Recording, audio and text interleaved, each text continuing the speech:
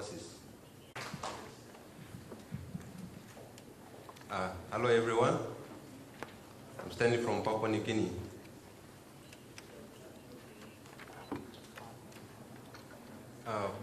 Papua New Guinea is a really unique country. It's totally different from its neighbors Indonesia and Australia. And what I will be presenting now is the realities. So at the end of the presentation, I know you will have a lot of questions to ask. The ADOC Center in PNG, the partner organization is PNG University of Technology. We call it Unitech. Unitech is the only technology university in country. We have a total of 6 universities, and it is located in Lae. Lae is the second city and the main industrial center. From Port Moresby, you will access via plane only, 45 minutes flight. We set up ADOC Management Committee to oversee the administration of the center. Unitech allowed and supported ADOC to serve its purpose up until now.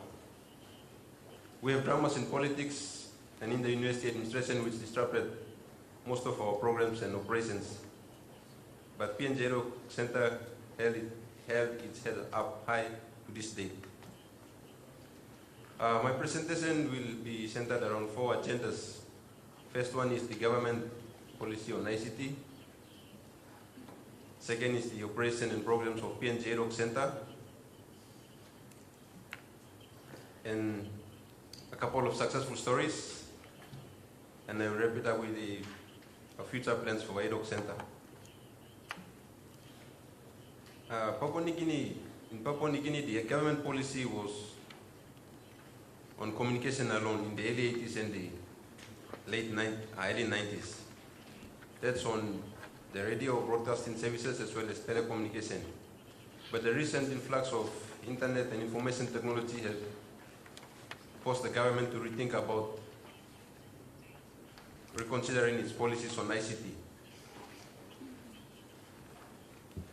Widespread development in ICT in PNG has been hampered by shortcomings in telecommunication services, its availability and its appropriateness.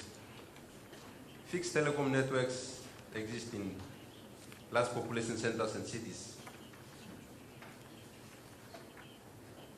About 85 installed telecommunication telephone network. From the 85, only 65,000 are connected lines.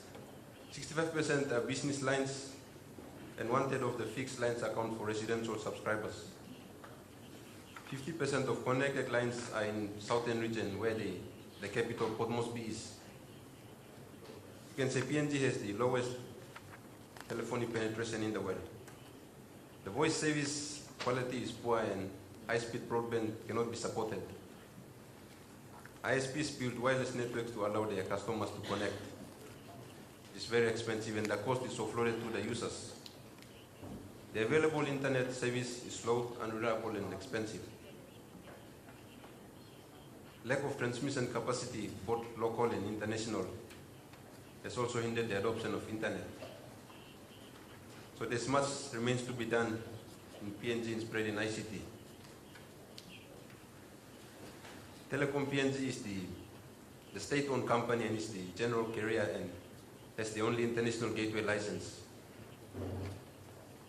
Recently, Telecom redeployed a decommissioned Peking West cable system called APNG2. The 25mm diameter fiber optic cable of 1,800 km in length was relayed to link Australia and PNG to increase the international capacity. It cost PNG about $11 million. It could have cost $60 million for new cable. The bandwidth for this new cable is 1,120 megabits per second. Previously it was 16 megabits to improve voice data and internet. The APNG2 cable is said to greatly revolutionize the information dissemination in PNG. From the 1,120 megabits, 45 megabits per second reserved for telecom internet gateway traffic. Previously it was 6 megabits. The rest of the capacity will be leased to customers those